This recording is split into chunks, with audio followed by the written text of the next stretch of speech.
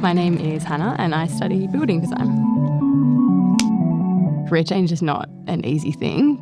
Coming to the course, as a mature student or kind of like with a career change, it's quite intentional. You're sort of not just there because someone said, oh, you should pick something. Okay.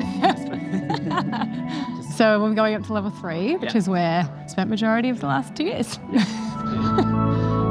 I did university for my therapy course a long time ago. I kind of knew going back to study, knowing myself a little bit better, that style of learning probably wasn't going to be for me this time around. But when I made the decision, I was really sure about it. This is where we spent a lot of time in first year. Yeah, when I came across this course, it just clicked. I didn't really realise in the past that there was another avenue into kind of design and architecture. Everything we did, I was like, oh, this is really interesting. Getting to know classmates and kind of having been a beginner myself in other areas, sort of knowing what that can be like when you're younger. So just trying to help others out, I think, and help be a bit of glue, I guess.